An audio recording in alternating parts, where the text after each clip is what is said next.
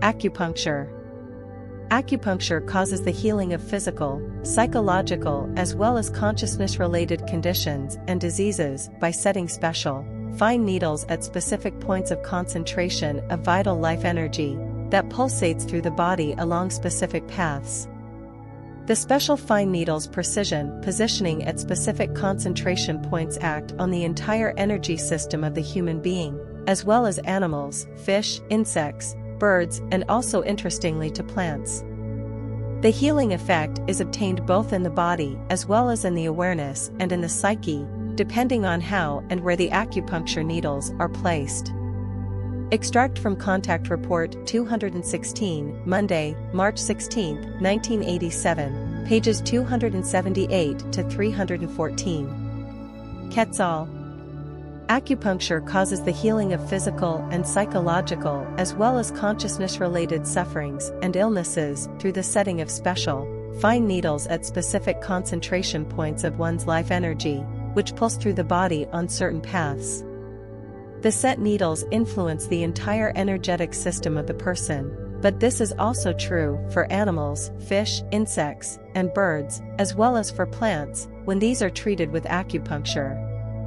The healing effect, as I already mentioned, occurs in the body, as well as in the consciousness and the psyche, depending on how and where the acupuncture needles are set. But the true origin of acupuncture doesn't trace back to traditional Chinese medicine, as is, unfortunately, erroneously maintained. Rather, it was received by the latter only from old traditions and was integrated into the old Chinese medicine and brought to application. The actual origin was already established millions of years ago and, thus, traces very far back into the past, and to be sure, into Hennick's time. Hennick himself was the investigator and inventor of acupuncture, which was taken over and exercised by his peoples and which has endured to the present day among the distant descendants of the peoples from beyond the sun, which is how it has been received by today's Chinese.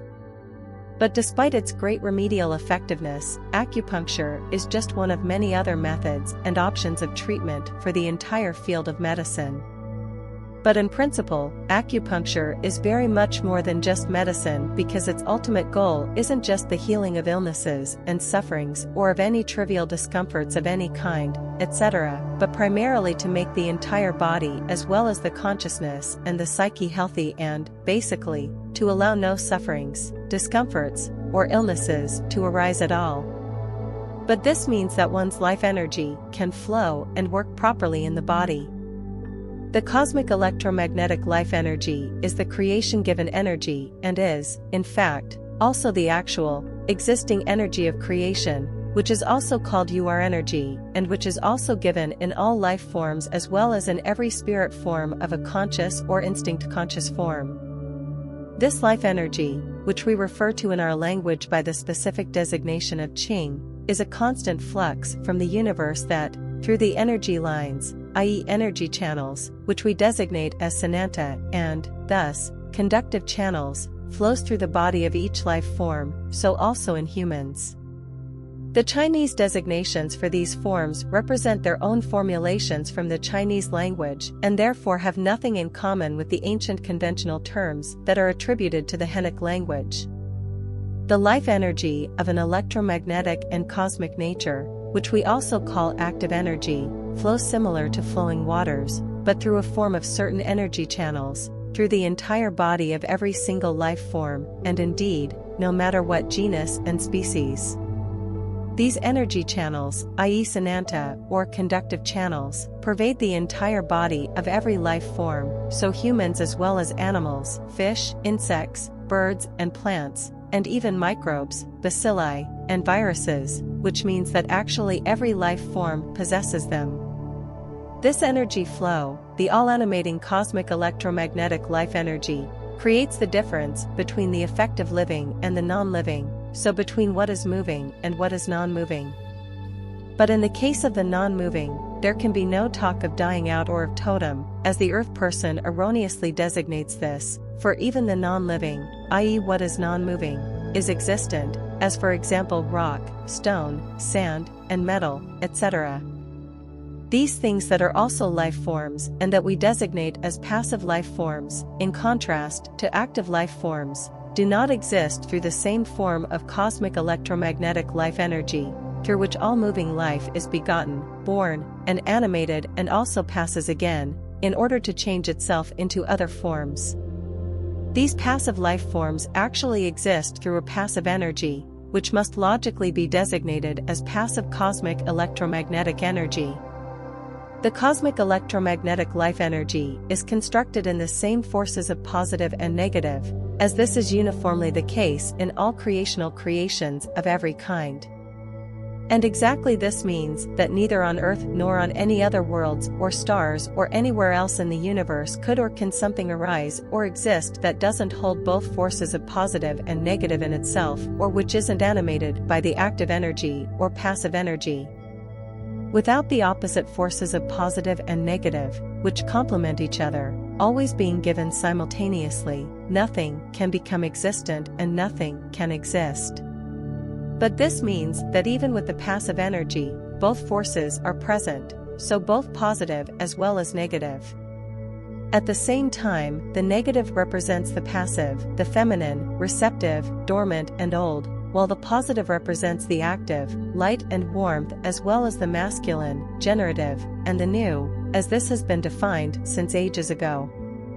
That's how the cosmic electromagnetic life energy is to be seen, therefore, divided into two factors, into two forces, respectively positive and negative energies, which form a unit in themselves as well as in their union.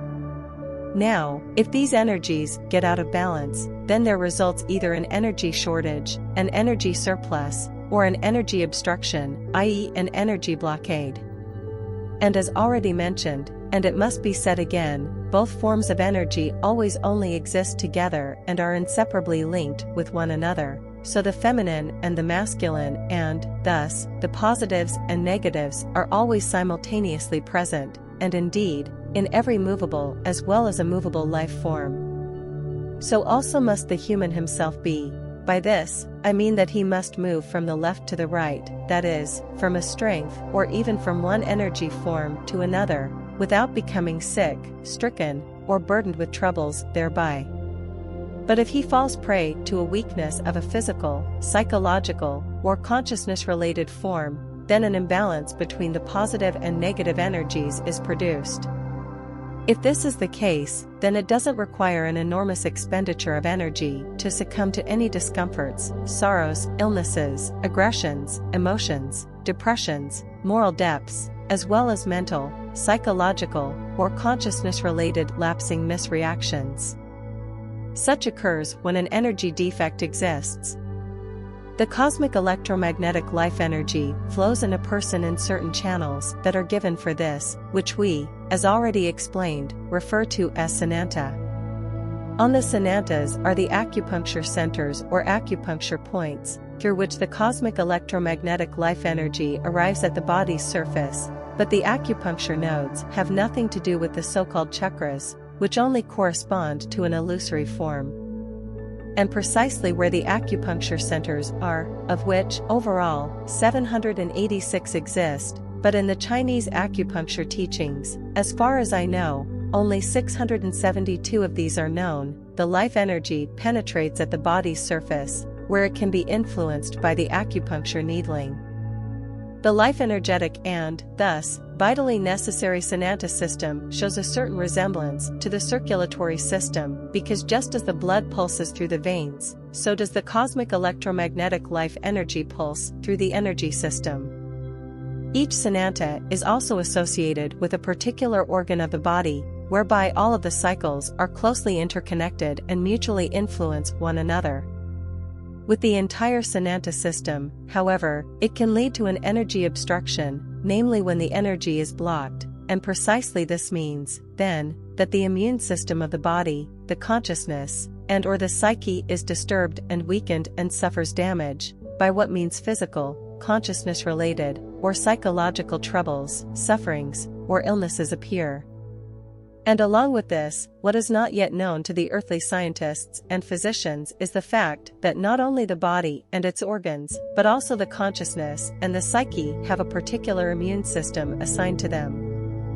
Now, if an energy obstruction of the life energy arises somewhere in the Sananta system, then the obstruction can be dissolved by a purpose-driven acupuncture, but it is to be noted that different forms of acupuncture are necessary for different troubles, sufferings, and illnesses. Now, in order to come to speak on acupuncture needles as well as on their application, it is to be said that the fine needles used for the needling are only about 0.5 millimeter thick and are inserted into the body using different depths. Therefore, the insertion depth can vary from a few millimeters up to 5 centimeters, whereby the depth is determined by the acupuncture point. The needle is stuck directly into the acupuncture center of the Sananta. This triggers a provocation, by what means the body produces nerve growth hormones that quickly spread into the surrounding tissue, thereby calming down inflammations at the nerve ends and healing these completely. Furthermore, these growth hormones move over the nerve up to the nerve's root, where they trigger and carry out a regeneration of the nervous fibers. The effect of acupuncture can still be enhanced, namely by the acupuncture center being stimulated by the manual movements of the needles that are stuck in the body, in which the needles remain up to 30 minutes. Even with the manual movements of the needles, no pain arises for the person being treated. And what is still to be said? Still today, unfortunately, the earthly medical school views the human being in parts or sections, and exactly this is wrong, because the human being must be viewed medically as a whole. Social, consciousness-related, psychological, intellectual, sentimental, and emotional constitutions of the human being are also of utmost importance. Therefore, not just the conventional medical thinking and the related aspects, diagnoses, and resulting medication may be considered. Moreover, if one wants to describe the momentary state of life energy of a human being, then one can refer to the 5 natural elements: wood, water, fire, earth, and metal. Processes are symbolized by these elements, as these appear in nature and as these also operate in humans. The functions of the organs as well as the worlds of thoughts, feelings, psyches, emotions, and consciousnesses are also allotted to these elements. And as is determined by nature, all elements mutually influence each other.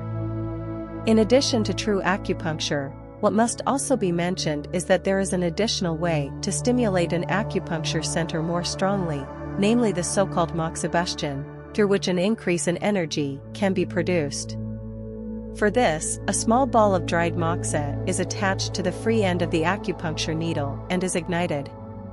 Through this, the needle that is stuck in the body warms up, which then leads the heat into the depth of the tissue. This results in increased blood circulation, which, in turn, accelerates the healing process. Of course, one acupuncture treatment is never solely necessary, but rather several of these are. However, as a rule, a noticeable improvement of the suffering, illness, or other discomfort already appears after the first treatment or after 2 or 3 of these. At the same time, it's important to know that with any form of acupuncture, if such is correctly brought to application, side effects never appear, as they very often do with chemical or herbal medicines.